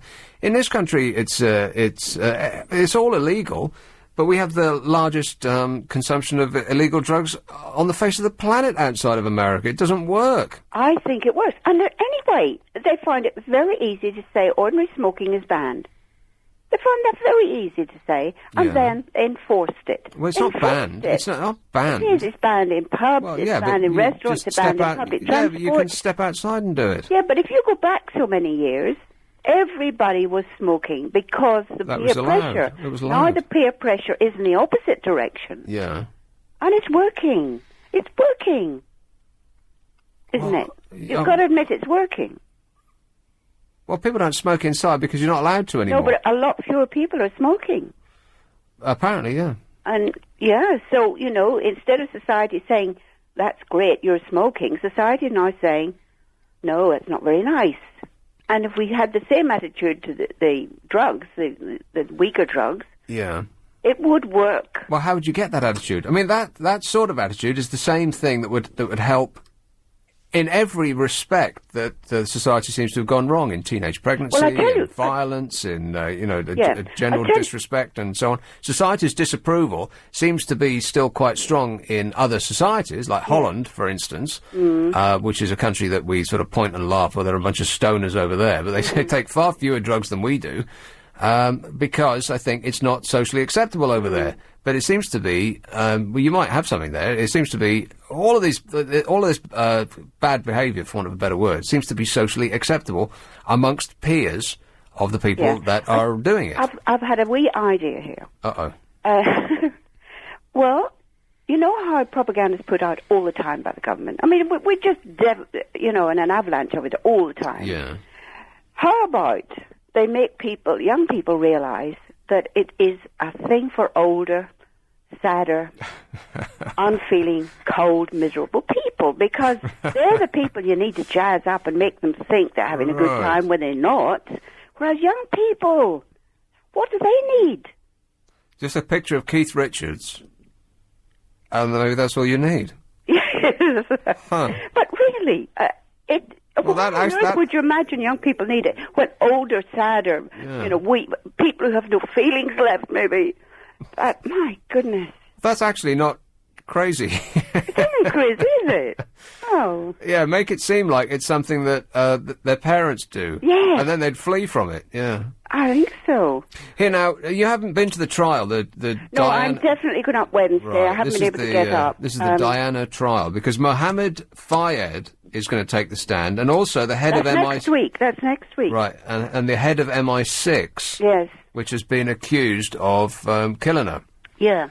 So that's going to be very exciting. So you're going to go? I'm definitely going Wednesday. Right. All being well, touch wood and whistle, and I'm really looking forward to it. So I nearly went today, and I just thought, no, I've got to do stuff. Yeah. Well, we'll need a detailed report when you go, because I want the word from the inside. I'll try and all right. remember things for Okay. Yeah. Make notes. All right then. Cheers, Joan. Thanks for the argument. Ta-ra. 0845. I thought we were in complete agreement, weren't we? 0845 6060 973. This is LBC. It's 9:15. Travel now with Karen Mercer. It's looking awful on the... Anybody care what this guy thinks? No! Now, there was a mention on the news about the Mother of the Year. What is it? The Mother of... What is it? Mother of the Year. Just Mother of the Year. Who's responsible for this list? Because I have the list in the palm of my hand. I haven't looked at it yet, because I know that on this list will be many upsetting inclusions. And I don't want to start frothing at the mouth before I actually read them, because, I don't want to peak too early.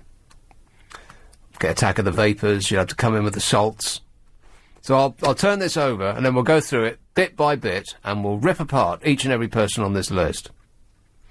I'll attack all of them personally, and make unsubstantiated claims against their person. We'll just make stuff up. That's okay, isn't it? Chelmsford, hello, Richard. Hi, Nick. Richard, I'm good, thanks. I got an interesting... I heard an interesting idea over the weekend that kind of dovetails your previous point about feckless youth, as Nick Borwick calls it, and the drug taking, or the inability to stop the drugs. Yeah. Basically, what you do is, as part of the dole collecting process, is a drugs test. And if there's any sign of any drugs going on, then your dole stops. And you could take that idea further and further. You could say, well, it includes smoking as well, it includes alcohol. You could go as draconian as you wanted, but essentially, if you're being paid by the state to do nothing at home, then why should you be spending all this money on stuff like that? But it also dovetails into the previous caller's point that the reason that would never happen is that the government would lose out on the tax on the cigarettes and the alcohol and everything else. Yeah. I don't think I'd quite. I mean, yeah, I've sort of stepped over the lines of acceptability in various things that I've said tonight, but I don't think I'd quite step that far. Test them for booze and fags and drugs as they pick up their check. It's been changed mindset, wouldn't it? You wouldn't be sitting for life doing the dole if you knew that you couldn't be carrying on with everything else. You would actually be motivated to go and find some work. Well, I suppose that would be a point. Yeah, you'd be more bored and therefore more motivated to get out and do something. Yeah. Okay. Well, it's something to think about. Thanks a lot, Richard. Okay. Cheers, mate. Ta-ra. The Archbishop of Canterbury. I don't really want to talk about this, but just I'll take a side long look at it because he was he said this thing the other day and everybody coughed up their porridge. And he's come out and said that people were confused because of an what did he say? An unclarity. Unclarity. What? I've never heard that word before in my life. What's an unclarity? You mean he wasn't clear? Yes, we've misconstrued his meaning because of an unclarity in the words that he used. Unclarity. No such word exists. It's not that we misconstrued his meaning because of an unclarity in his words. It's just that we couldn't concentrate on anything he was saying because of his giant flapping eyebrows. That man, seriously, I'm going to send him a mirror and some scissors in the post. You've got to do something about your eyebrows, mate. Get a topiarist in there to fashion them into something that looks better than what you've got sticking out your face. That is awful. Do they not have mirrors in the church? That's just shocking. His eyebrow hair is coming out at about 8 to 10 different directions all at once. It looks like they're about to, if he waggled his eyebrows up and down too fast, he would actually take off. Are you aware of this? And the way he speaks as well, I mean, oh, really, it's just laugh out loud funny. Nobody speaks like that. Have you heard the Rory Bremner take off? No. You'll like it. Temple Fortune. Hello, Nigel. Hi, how are you? Good, thanks. I think he could sell his eyebrows on eBay, couldn't he? Yes, he could trim them and sell them to make wigs.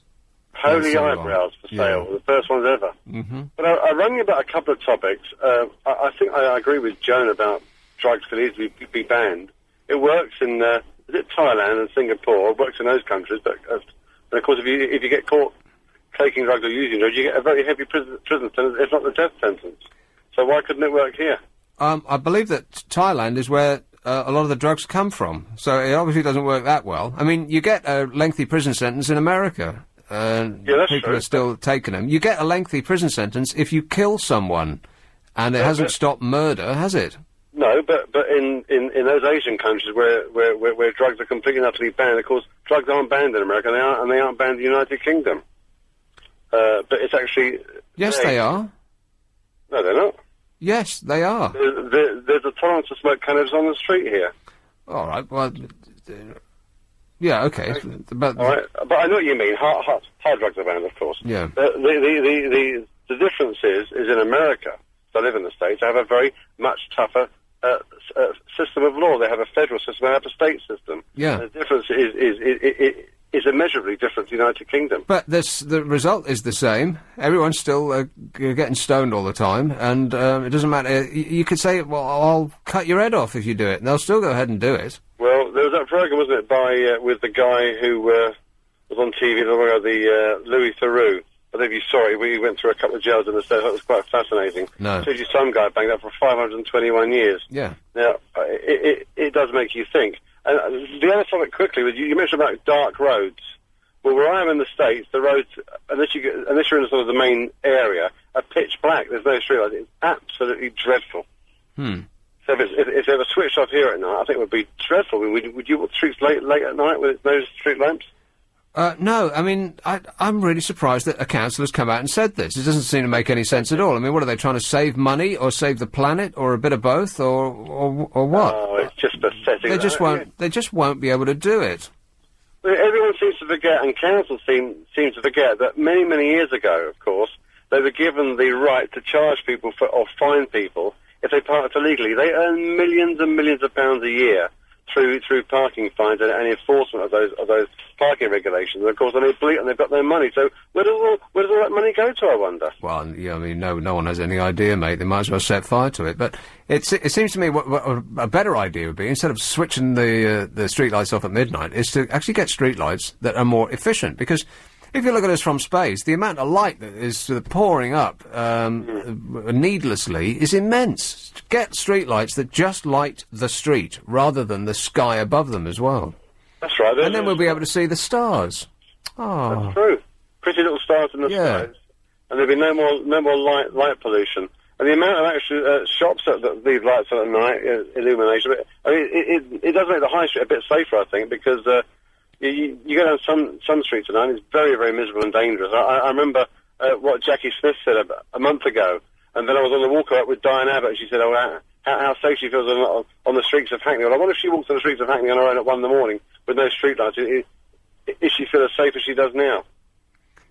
Well, she feels safe because she has an armed guard with her everywhere she goes, which is, the only sensible precaution to take when walking the streets of Hackney. You're absolutely right about that, Nigel, yeah.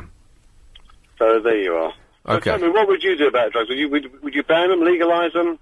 Well, they've tried banning... Here's the only thing that they haven't tried is legalising them. That's the only thing that they haven't tried. Everything else that they've tried hasn't worked. So why keep doing the same thing that doesn't work over and over? That doesn't make any sense to me. If you legalise drugs, could you guarantee a consistency of the product? Well, see, that's the other thing. I think that a government has a duty of care to its citizens. Now, if its citizens have en masse decided that they're going to take something, then I think it's the duty of the government to check what it is that they're taking. Have a drug shop, you mean? A government drug shop? Well, in much the same way as there's government licensed alcohol outlets. I mean, you don't go and buy a bottle of scotch and not have any idea what's in it. You're pretty confident that it's got scotch in it, right? And it's not got rat poison or anything else that they might want to put in it. It hasn't got like battery acid or it's quality controlled. Who do you think the Minister for Drugs should be, I wonder? Well, I could come out with some fatuous, there's no end of comical answers to that question, but I don't know, is the real answer to that. I've got no idea. And would they have personal experience, or would they admit to having personal experience of using drugs? I mean, because, of course, if they were the Minister for Drugs, one would think that they would have some experience, wouldn't they? Well, surprisingly, all of our politicians went through university in the 60s and 70s. Not one of them touched drugs. This is LBC. This is LBC. Right, I have in my hand a piece of paper which has the Mothers of the Year on it. In it. I haven't turned the paper over yet, so I don't know who's on it. But if you want to talk about that, it's 0845 6060 973. LBC, it's 9:30. Right, who, a celebrity mum of the year? That's what this list is, and in much the same way as they have celebrity rear of the year, they do. And usually they'll give it to someone who doesn't have a rear, flat as a pancake, no bottom visible. With a microscope, you couldn't detect a rump on most of the women that they give it to. They've just got a flat back, and then their legs start. Rear of the year. Just because they're famous. Ridiculous. I'm so sick of these lists. Let's do one now. Short list for the Celebrity Mum of the Year. Are you ready? Mel B. What? Victoria Beckham. In fact, I'm going to cover up the list so I don't read ahead. So I will be surprised as you will be. Isn't this exciting? No. Fern Britton. Who's that? I think she's from This Morning. Is she? What, on telly? Yeah. Fern Britton. I can't picture her. What does she look like? She does those crisp adverts. I don't watch ads anymore. I don't think anybody watches ads anymore. As soon as you get one of those personal video recorders, Sky Plus, nobody watches ads anymore. The advertising industry is screwed. This is what I mean by the internet and modern technology generally sweeping away all of the major media concerns. It's all going to change. It's changing now rapidly.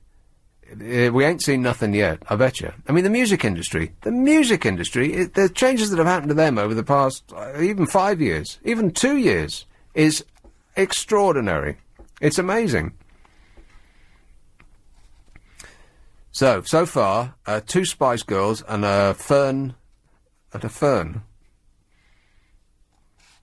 Emma Bunton, another Spice Girl. Are all these people, okay, Spice people have babies, do they? Except one. Oh, right, well, we all know which one that is. Charlotte Church. Charlotte Church. Charlotte Church? What? Oh, come on. I had no idea she had a baby. I think it was recent. Does she have a bye-bye or a baby? I think it's a baby. Right. Is this the same Charlotte Church that goes out, clubbing all the time? Crashing, banging, slamming action? Is that the same one? Yes, but I think she's calmed down since. Oh, that's good. Alex Curran. Who's that? Stephen Gerrard's wife. Right, a wag. Indeed. So she doesn't actually do anything? She shops. Therefore... I don't know if that's professionally, but maybe it's just a hobby. Passes the time. Right. I wonder if Colon is on this list. Colon McLaughlin? Possibly. Drain's, I don't know. Drain's girlfriend? No, she's not a mother. Eh? She's not a mother. Oh, right, that's right, yeah. Kate Garraway. Who's that? I feel like my dad. I don't know who anybody is anymore. Oh, she's on GMTV, isn't she? Another one? With Fern Britain as well? No, that's this morning. Well, what's the difference? Different programmes. Fern Britain... it's all daytime telling. GMTV and This Morning. Yeah. Aren't they the channel, same? different times. Right. Yeah. Well, anybody who appears on ITV during the daytime is just automatically, you must rule them out of your life. Isn't that right, Carol? No. Jerry Halliwell. Oh, blimey hell, they got it sewn up, haven't they? So, of the Spice Girls, which one is going to get it? Victoria, because she gets everything, right? Yeah. Seriously, what's wrong with her bosoms? They look like train buffers.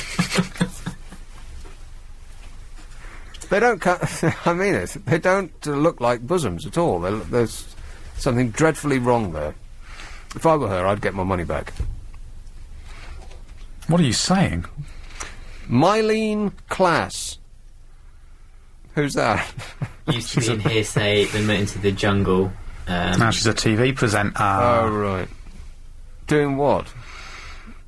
Anything, any old rubbish. Hearsay. What's that? They were like band of pop some group sort. Formed from like Pop Idols, The Rivals or something. Oh, you're I kidding think they me. were the first reality pop act. That's who weren't they? Mylene Klass is? She was on one of these stupid Pop Idol programs? She was. I thought that she was a real person. But she was just a Pop Idol reject. That's Mylene Klass. No, she was a Pop Idol winner. She's a classical musician as well. Oh, is she? Yeah. She's very good. I've said that all along. Heather Mills McCartney. What? Heather Mills McCartney. I think she may win. Well, why is the nation so obsessed with being unpleasant to Heather Mills McCartney? Is it just because she married St. Paul, who can do no wrong in this country's eyes? And I don't get that either. I mean, with his thumbs up and man of the people BS. The guy's a trillionaire. He owns the entirety of the left of Scotland. And I don't really buy that whole, you're right, that whole thing. I think the only Beatle that I'd actually like to sit down and have a drink with is Ringo. The most talented one of all.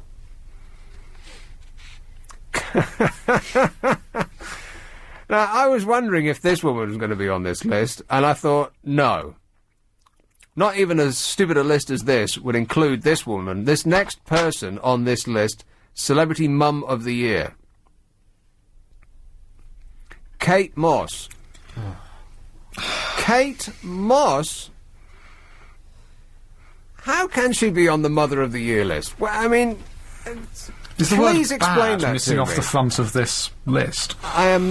Now, maybe it has nothing to do with the quality of the mumming. It just has to be someone who has a baby who is famous. Is that what this is? I've never actually seen her with child. No, me either. All I've ever seen her with is Pete Doherty. Yeah, Pete Doherty, in clubs, going out late at night, coming back early in the morning. It seems like every bloomin' day of the week she's in the papers being pictured going in and out of somewhere fabulous in various states of I don't know. Dishevelment. Well, no, because she doesn't ever really look dishevelled unless she's being photographed on someone's mobile phone doing something that the son would be clapping his little hands together about. Celebrity Mum of the Year. I tell you what, if it goes to Kate Moss, I'm going to do something drastic. I will. How many are on this list? I don't know. How far have I got to go? Huh? I don't know how many are on. Surely we've scraped the bottom of the barrel by now. Well, I don't know. Let's see. Colleen Nolan. Who's that? Used I to think be in she's the one of Nolan sisters. Carol's friends, isn't she? She is. She used to be. She's on Loose Women now. She used to be a Nolan. Katie Price. Oh. Is that Jordan? Yeah. Yeah. Katie Price. She's changed her looks lately. I think the material that they took out of her bosoms, they've made an entirely new person. And she just had her nose done, and she doesn't look like the Jordan we know and love. Yeah. That wasn't the phrase I was going to use, but sure, let's go with that one, yeah. She looks, say it with a whisper, classy. Well, no, that's not true. She looked classier. That's not saying much. Than the white stilettoed tramp of yore.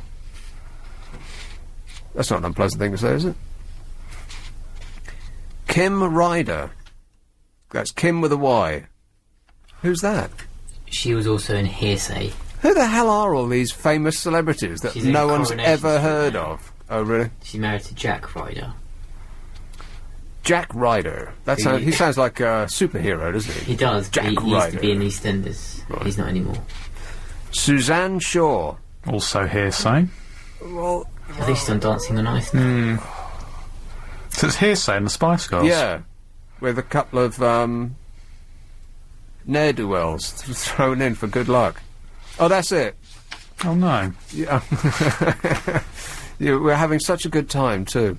Mel B, Victoria Beckham, Fern Britton, Emma Bunton, Charlotte Church, Alex Curran, Kate Garraway, Jerry Halliwell, Mylene Klass, Heather Mills-McCartney, Kate Moss, Colleen Nolan, Katie Price, Kim Ryder and Suzanne Shaw. I think they should give it to Kate Moss, just for the comedy value. Just so that people will really just throw their arms up in the air and say, why the hell are we wasting our time on this rubbish? And then the one thing that doesn't appear on this is where this list is. Who is behind this list? Is it Huggies? Or, who is it? St John's Ambulance? Why did they never have a Father of the Year award? Yeah. What about us blokes? That's I right. don't have a kid, but if I had one, I'd like to be on the list. You say some of the most ridiculous things, you really do. Oh, he's Googling it as I speak. Grattan. You're kidding. Grattan. And as soon as you click on their website, there's Katie Price's face. What were you saying about classy? Well, I know. Unfortunately, I have to take it all back. Perhaps it's an old photograph. You can take the girl out of Essex, but you can't take the Essex out of the girl. Oh, this is last year's. She won it last year. Right. And Fern Britton was the runner-up. Yeah, Fern Britton. There's a picture of Fern Britton. All of her. And there's a lot to go around. So, we seem to have, like, skated off into, mumsy territory. I don't know how we got to here, but, that's just the way it goes sometimes. You know, sometimes it's all about the issues, and then, sometimes I just get blown off course like a ship at sea. And it's all your fault, Raj, and I really mean that. 0845 6060 973. Shall we go early and surprise them? It's 8:44, almost. LBC Travel with Karen Mercer. Well, I've just got a note. So, another story about firefighters that caught my eye today, apart from the one where they're getting bricks thrown at them, which I still can't get my head around. I've tried to understand it, but I just don't. So, let's just get on with the killing. This is one of these health and safety, it's health and safety gone mad stories, and there seems to be so many of these days. A fire hero faces the sack after using his medical skills to help road smash victims. Now, if you had just been involved in a car crash and the fire brigade were cutting you out, wouldn't you rather that the man on the scene was tried to save your life there and then, rather than wait for an ambulance which may or may not get there before you died? I mean, which would you choose? You'd choose to be dealt with immediately, if the guy knew what he was doing, right? Brave Joe McMahon, a paramedic turned firefighter, joined ambulance workers struggling to cope with 5 injured people by a roadside. But instead of being praised by his bosses, he was told he would be fired for misconduct if he used his medical training to save the dying on fire calls again. It's understood he's not covered to do so by the London Fire Service insurance. Are you with me? So he's not insured to save people's lives. Therefore, his superiors would prefer that he didn't. Much better to just stand idly by and watch them die because you're not insured. Joe, 44, who was a medic for 14 years, said, "I've been told if I try and save a dying person, I will be sacked. It seems to be my boss's opinion that it is better to let someone die than to bleep off the insurance brokers." This guy's not going to have a job in the morning. Joe of Walton-on-Thames, south-west London, switched to being a firefighter 6 years ago, but still trains medics on his days off. He got in trouble when he was called to a road crash as a fireman, but lent a hand as a medic, wearing entirely the wrong uniform. He said the paramedics were overwhelmed and one asked me to help. A doctor said I did an admirable job. Wimbledon-based Joe was hauled in for a disciplinary hearing and told he may be sacked. He was also sent a letter which warned, "When you are working as a London firefighter, you are ordered not to give any medical treatment except basic first aid."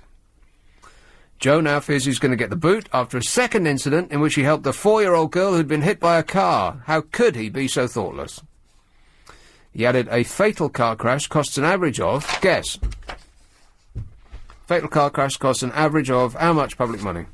A crash. £8,000. £8,000. Very close. 1.2 million. I wonder how they come up with that. He said, a fatal car crash costs an average of £1.2 million of public money, yet it would cost just £300 to insure me as a firefighter and a paramedic. I'd gladly pay it myself, he says, but they won't let me. The whole world's gone crazy. So he's a medic, a trained medic, which is what you'd want, first into this, like a fire or a crash scene, something like that, but he's going to show up as a fireman. You're bleeding to death. And because his bosses won't pay the extra 300 quid to insure him, then legally you are supposed to die rather than he help you out. I mean, can anybody explain that to me? There's just so much in the papers that I just don't understand. I can't get my head around it anymore. Everything's gone insane. Or is it just me? Oh, it's just me. Like this schoolboy that started the programme talking about this. A father told yesterday how police made a dawn raid on his home to arrest his son, 12. following a scuffle with another boy. And it didn't even happen like that day. I think it was something like 6 months previously. The guy said that he was woken at 6 o'clock in the morning by two officers hammering at his front door. They insisted on waking his son themselves. When the worried father objected to them being the first to walk into the bedroom, his son's bedroom that his son shared with 4 younger siblings, he claimed that they threatened to harass him as well. By the time that Dean, this 12-year-old, was led away, the other youngsters were all scared and crying. Well, you would think so. The schoolboy was taken to Sheffield's Attercliffe police station, where his DNA and fingerprints were taken. And was released on bail at 9:30 a.m., pending further inquiries into the alleged assault months earlier. See, this doesn't make any sense on so many different levels. It's like I was saying before, if you're going to punish someone, you have to punish them straight away. This, going through the courts, and your case will be up in 6 months, and it doesn't matter what you do, because mentally, you won't associate the punishment with the crime. Which is one of the reasons that people keep doing the same thing over and over and over and over and over and over again. He was originally involved in a scuffle with a boy on the way home from school. This is his dad speaking. He said, "I found out about it and I spoke to the other boy's mother, and we both agreed we wouldn't take the incident any further. They're only children. They have fights. That's what they do. They had a little scuffle and we tried to sort it out." Did you ever have fights at school? I can't imagine you did. Occasionally. Oh, right. Really? People have fights in your manor, do they? Well, yeah, sometimes. Did you? You don't seem the fighting type. Well, it wasn't like a big fight, which, that you see, not like, by today's standards, it would probably be quite a small fight. No one got shot. So. Just scratched, lightly. He said 2 children had a fight. There were no broken bones, no scars, no lasting damage. 6 weeks later, he received a letter from South Yorkshire Police asking him to contact them about an allegation of assault. 6 weeks! He said he took Dean, this kid, to the local police station 5 days after he received the letter, and there they spoke to 2 officers. And then he must have assumed that all was done, finished. He says, this guy's called Tahir Faleh. He's from, I don't know, somewhere else. He said, "I thought England was the cradle of civilization. And then something like this happens. It's unbelievable. Well, you should buy a paper, mate. It happens all the time." He said he was speaking out about the incident because he was so shocked at the attitude of the police.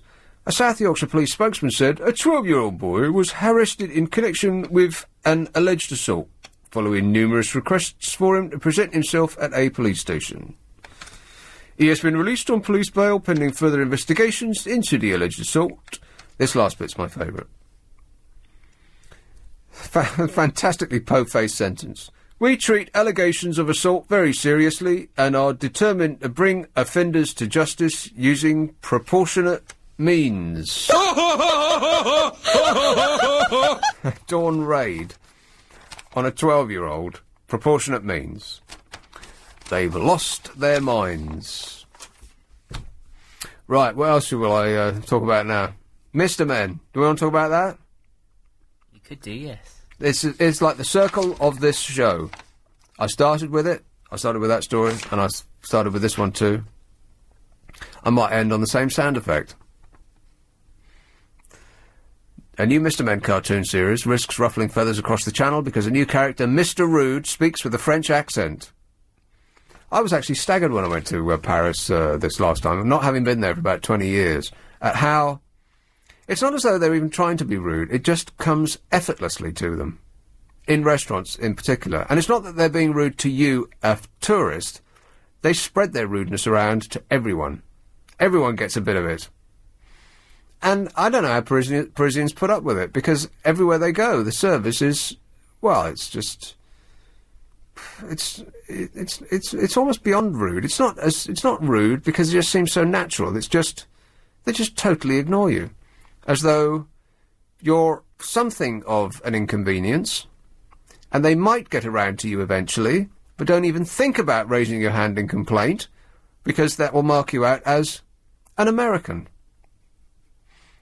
And then they'll stir your cocktail with, something that you can't say on the radio. An unwashed finger. Something like that, yeah. It'll look just like it. So you just have to sit there and take it, and eventually you realise that everyone, all the French people are sitting there and taking it as well. The character even invites children to pull his finger, and then he breaks wind. Really? Mr. Rude features an internet advert for the new series, which begins on 5 later this month, telling viewers how rude he can be, and then blowing a raspberry. And he looks a bit like Cartman, because he's got, like, angry eyebrows, and he's round. I think I would like this show. The show's producers say that it's not meant to cause offence. Oh, yes, it is. But the English view of the French, lacking a little politeness, is well known. Well, yeah, I don't think that we're that great about this, because it's still the case.